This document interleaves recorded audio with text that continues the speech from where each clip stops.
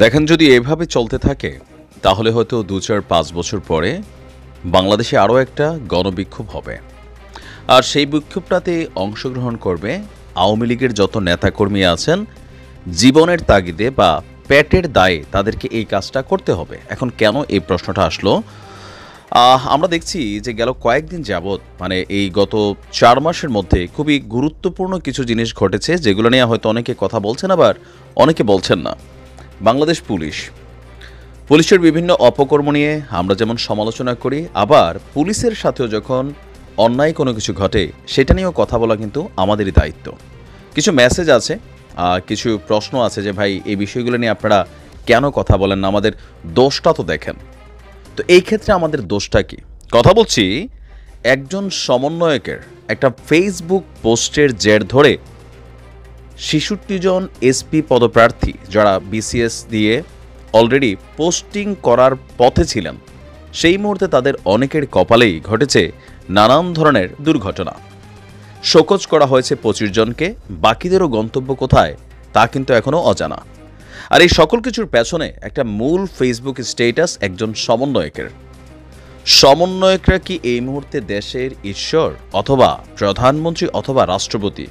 একজন প্রধানমন্ত্রী বা রাষ্ট্রপতির হাতেও এই ক্ষমতা নাই, বা এটা জনগণ মেনে নেবে না যে তিনি তার একক ইচ্ছায় বা স্বেচ্ছাচারিতার মাধ্যমে একটা কমিউনিটিকে প্রশ্নবিদ্ধ করতে পারেন।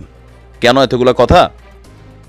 ৪০তম বিসিএস ৬৬ জন আপনার এএসপি, তারা সম্ভবত গেল অক্টোবর মাসে সারদা পুলিশ একাডেমিতে দীর্ঘ ১ বছরের ট্রেনিং শেষে তারা জয়েন করার কথা ছিল। তো সেখানে এই ট্রেনিংয়ের একটা সিস্টেম আছে কি, ১ বছর যখন কমপ্লিট হয় তো সেখানে একটা প্রোগ্রাম হয়। সেই প্রোগ্রামের পরে যিনি স্বরাষ্ট্রমন্ত্রী থাকেন তিনি তাদেরকে একটা বিদায় অনুষ্ঠানের মাধ্যমে তাদের পোস্টিংয়ে যাওয়ার জন্য সর্বশেষ যেই অফিসিয়াল কার্যকলাপ সেটা আপনার সংগঠিত হয়। সব কিছু ঠিকঠাক ছিল। হঠাৎ করেই রাজশাহী বিশ্ববিদ্যালয়ের একজন সমন্বয়ক তিনিও সেখানে দাওয়াতপ্রাপ্ত হয়েছিলেন। তিনি কেন পাইছিলেন সেটাও জানি না। অনেক জায়গায় আছে আপনি দেখেন যে মানে অতিরিক্ত, আমার কাছে এগুলো মনে হয় আর কি। যাই হোক, তিনি দাওয়াত পাইছেন। তো দাওয়াত পাওয়ার পরে এখানে এই ৬৬ জনের মধ্যে ৬২ জন নাকি ৬৪ জন ছাত্রলীগের রাজনীতির সাথে যুক্ত ছিল। এই কারণে তিনি সেই প্রোগ্রামে যাবেন না, দাওয়াত প্রত্যাখ্যান করেছেন এবং ফেসবুকে একটা পোস্টের মাধ্যমে তিনি বিষয়টা ক্লিয়ার করেছেন। এর পরপরই দেখলাম আমাদের যিনি স্বরাষ্ট্র উপদেষ্টা আছেন তিনিও সেই প্রোগ্রামে যাননি। অ্যাজ এ রেজাল্ট কি হয়ে গেল? গত ৫৩ বছরের সারদা পুলিশ একাডেমির যে রেকর্ড আছে সেখানে নতুন আর একটা রেকর্ড চলে আসলো কি, এই প্রোগ্রামটা হলো না। এরপরে এর মাঝখান থেকে ২৫ জন এএসপি যারা পদপ্রার্থী আছেন, মানে জয়নিংয়ের পদে আছেন, একদম দ্বারপ্রান্তে আছেন, তাদেরকে শোকজ করা হলো কি, যে কোনো একটা প্রোগ্রামে বা ট্রেনিংয়ের দিন তারা ২৫ জন কমান্ড অনুসরণ করেন নাই, দৌড়ানোর কথা থাকলেও তারা দৌড়ান নাই, এলোমেলো হেঁটেছেন, এই কারণে তাদেরকে শোকজ করা হয়েছে। বেসিক্যালি এখানে মূল বিষয়টা আমরা যতটুকু বুঝতে পারছি যে সরকারকে সমন্বয়কদের এই পোস্ট অথবা তাদের বিভিন্ন বক্তব্য প্রভাবিত করে। যেমনটা আমরা দেখছিলাম জুলাই আগস্ট যেই শহীদ স্মৃতি ফাউন্ডেশন বা যে সকল ছাত্ররা আহত হয়েছে তাদের নিয়েও তাদের চিকিৎসা অনেকটা অব্যবস্থাপনা চলছে। তো এগুলো নিয়েও কিন্তু বিভিন্ন সময় গতকালকে আমাদের সার্জিস সে বলছিল যে যদি এগুলা কনফার্ম করা না হয় তাহলে উপদেষ্টাদের অফিস মানে বন্ধ হয়ে যাবে, তারা এগুলাকে ঘেরাও করবে, বন্ধ করে দিবে। এখন এই ধরনের যখন আলটিমেটামকা কী বলা হয় যে একটা বক্তব্য থাকে, স্বাভাবিকভাবে আমাদের যারা চাকরিজীবীরা আছেন সরকারি, তারা তো ভাই আসলে তা আছেন নিজেদের চিন্তা ভাবনার মধ্যে ভয় পেয়ে যান, আবার উপদেষ্টারাও তারাও ভয় পেয়ে যান। কোথাও না কোথাও একটা ইফেক্ট গিয়া পড়ে সেই সেক্টরগুলোর সাথে কানেক্টেড ব্যক্তিদের। এখন যেই এএসপি পদপ্রার্থী যারা আছেন, মানে জয়নিং পয়েন্টে আছেন, তারা ছাত্রলীগ করত। এখন ছাত্রলীগ করত সেই কারণেই কি তারা আসলে এই চাকরিগুলো থেকে এখন পিছিয়ে যাচ্ছে? যদি এমনটাই হয়, তারা যদি ছাত্রলীগ করেই থাকে, তো ছাত্রলীগ করা কি ঠিক এই নিষিদ্ধ হওয়ার আগ পর্যন্ত এদেশে অন্যায় ছিল? অন্যায় তো ছিল না। ছাত্রলীগ করত যদি কোনো অপরাধী হয় তিনি শাস্তির আওতায় আসতে পারবেন, তাকে শাস্তি দিতে হবে, এটাই বাস্তব, যে যে দলই করুক। ঠিক আছে, নিষিদ্ধ সংগঠন তো হইল মাত্র জুম্মায় আজকে মাসখানেক ধরে, বা গেল গত মাসেই সম্ভবত এই বা ২ মাস আগে এই সিদ্ধান্তটা আসলো। এছাড়া ছাত্রলীগের করার কারণে তারা কি বিসিএসে কোনো অনৈতিক সুবিধা পেয়েছেন, বা কোটা ভিত্তিক কোনো সুবিধা পাইয়া তারা এই ৪০তম বিসিএস পোস্টে ঢুকছিলেন? বিষয়টা তো নিশ্চয়ই এরকম না। আমরা যতদূর জানি ওই পরীক্ষাটা ছিল সকল ধরনের কোটামুক্ত যারা 40তম বিসিএস এর মাধ্যমে জয়েনিং করার জন্য অপেক্ষমান আছেন এই মুহূর্তে। তো যদি এমন হইতো যে হ্যাঁ, এই ৬২ জন ছাত্রলীগ করার কারণে বিসিএসে ভাইবা অথবা লিখিত পরীক্ষায় কোনো অনৈতিক সুবিধা নিয়ে তারা এখানে চলে আসছেন, মেধাবীরা তারা জায়গা পায়নি, অবশ্যই আমিও এটার পক্ষে যে বাদ দিতে হবে। কিন্তু এটা কি প্রমাণিত হয়েছে? তাদেরকে যারা নিয়োগ দিয়েছেন তারা কি এই ধরনের কোনো রিপোর্ট ফাইল করেছেন যে হ্যাঁ, এরা এরকম অনৈতিক সুবিধার মাধ্যমে অমুক কর্মকর্তা বা তমুক সচিবের বা তমুক এমপি মন্ত্রীর রেফারেন্সে তারা এই জায়গাটাতে চলে আসছেন যেখানে মেধাবীরা বঞ্চিত হয়েছে? যদি তাই না হয় তাহলে একজন সমন্বয়কের একটা ফেসবুক পোস্টে, এখন যে সমন্বয়কে ফেসবুক পোস্ট দিয়েছেন তিনি আসলে কিভাবে বা কোন বেসিসের উপরে, কোন ডাটার উপরে তিনি বা পোস্টটা দিলেন? হতে পারে এখান থেকে অনেকে ছাত্রলীগ করত, কিন্তু ছাত্রলীগ করা তো নিষিদ্ধ হওয়ার আগ পর্যন্ত অপরাধ ছিল না।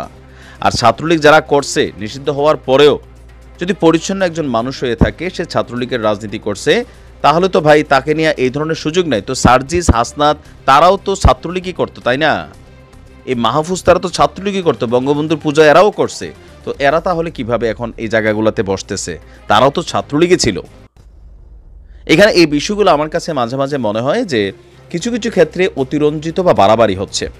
এর আগেও সারদা পুলিশ একাডেমি থেকে ৩২৩ জনকে সম্ভবত আপনার টেকনিক্যালি এই ইস্যুগুলোকে কেন্দ্র করে যে এখন যারা নিয়োগপ্রাপ্ত হচ্ছে এগুলো আওয়ামী লীগ থেকে রিকোয়ারমেন্ট ছিল, ছাত্রলীগের বিভিন্ন ক্যাডার যারা তাদেরকে প্রশাসনের বিভিন্ন জায়গায় বসাইয়া বিভিন্ন অপকর্ম করার পরিকল্পনা করা হয়েছে।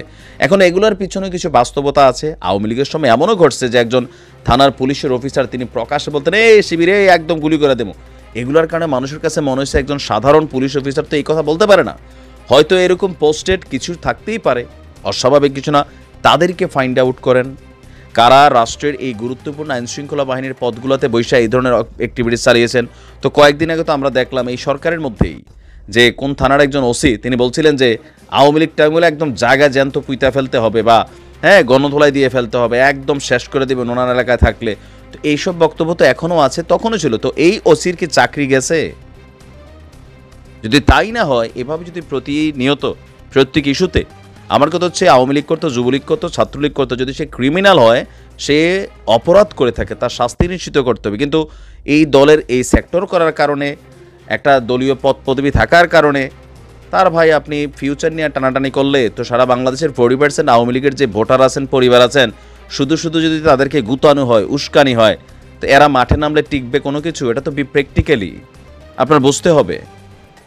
সমন্বয়করা যারা আছেন তারা 24 জুলাই আগস্ট অভ্যুত্থানে বিশেষ ভূমিকা রেখেছেন, অবশ্যই এটা প্রশংসনীয়, তাদের মতামত বিভিন্ন ক্ষেত্রে গ্রহণীয়। কিন্তু সরকারের উপদেষ্টারা বা সরকারের বিভিন্ন সেক্টর বা মন্ত্রণালয়গুলো এরকম বিভিন্ন জায়গায় চাকরি থেকে শুরু করে সকল কিছুতে যদি এরকম অ্যাক্টিভিটিস চালায়, তাহলে খুব বেশি দিন লাগবে যে একটা বিশাল অংশ বেইকা বসতে। সরকার চলতে হবে সরকারের নিজস্ব গতিতে, সরকার দেখতে হবে রাষ্ট্রের স্বার্থ, নীতির বেলা। যেখানে দুর্নীতি হয়েছে ফাইন অ্যাকশন, কিন্তু যেখানে ওই এরকম দলীয় ট্যাগের ইস্যু, যেটা আওয়ামী লীগ সরকারের সময় ছিল না তা না, এই খেলাটা আওয়ামী লীগ দেখাইছে, যার কারণেই তো আওয়ামী লীগের পতন ঘটছে। এখন তো আওয়ামী লীগের পতনটার পর আমরা তো পরিবর্তিত সিস্টেম চাই। যদি এই এসপিদের মধ্যে বা সেই ৩২৩ জন যাদের মধ্যে আছে বা বিভিন্ন সেক্টরে হয়তো আমরা সামনে আরও দেখব, যদি এরা কেউ অপরাধের সাথে কানেক্টেড থাকে অতীতে ছাত্রলীগের রাজনীতি করতে গিয়া, তো ঠিক আছে তাদেরকে বাদ দেন, তাদের বিরুদ্ধে আইনি ব্যবস্থা নেন। কিন্তু যারা হয়তো শুধুমাত্র ছাত্রলীগ করতো দলের করার কারণে, ভাই এটা আসলে কি কোনো ফেয়ার হয়? আইনশৃঙ্খলা বাহিনীর মধ্যে বিভাজন কেন তৈরি করা হবে? আরেকজন সমন্বয়ক তিনি তো ভাই কোনো একটা পারসেপশন থেকেও দিতে পারেন, কারণ আমরা দেখছি যে সমন্বয়করা সার্জিস্টে তো ছাত্রলীগ করতো, অর্ধেক করতো ছাত্র শিবির, অর্ধেক করতো ছাত্রদল, তো প্রত্যেকে তো দল কর্তৃক তার জায়গা থেকে প্রভাবিত হয়। সব তো আর সার্জিস হাসনাতদের মতন না যে তারা অনুপ্রবেশকারী ছিল, প্রকৃত যারা ছিল তারা তো তাদের দলের পক্ষই টানবে। আমার মনে হয় যে এই বিষয়গুলোকে একটু ফোকাস করা উচিত। এতে জনগণের মধ্যে আরও একটা বিভাজন তৈরি করা হচ্ছে। এই যে শ্রেণীগুলো যারা এই লম্বা সময় ধরে অপেক্ষমান ছিল, ট্রেনিং করছে, সামাজিকভাবে কী পরিমাণ হেয় প্রতিপন্ন হবে এই বিশাল সেক্টরটা, তাদের সাথে অনেক বন্ধুবান্ধব এখন চাকরি করছে। সো এগুলো একটু ভালোভাবে বোঝা দরকার। আমার কাছে মনে হয় যে সমন্বয়কদের সিদ্ধান্ত রাষ্ট্র পরিচালনার ক্ষেত্রে সরকার নিতে পারে, কিন্তু তারা যেটাই বলবে সেইটাই হইতে হবে। তাহলে তো 3 দিন পরে ইলেকশনের আগে বিএনপির সাথে যে পরিমাণ এখন কাদা ছোড়াছড়ি হচ্ছে, 3 দিন পরে বিএনপিরও এরা বিভিন্ন ধরনের সিদ্ধান্ত নেবে। তো সরকার যদি এগুলো করে, ডক্টর ইউনূসের সরকারের অস্তিত্ব থাকবে? থাকবে না। বিএনপি কিন্তু এই কারণে বলতেছে আরেকটা 5ই আগস্ট দরকার হবে। তো ভাবেন কি পরিণতি হতে পারে। এগুলার পরিবর্তন চাই, এই সিস্টেমটারই আমরা পরিবর্তন চাই। অপরাধী সে যেই হোক তার বিচার চাই, কিন্তু নিরপরাধ ব্যক্তি বৈষম্যের শিকার হবে সেটা কেন? ভালো থাকুন। আসসালামু আলাইকুম।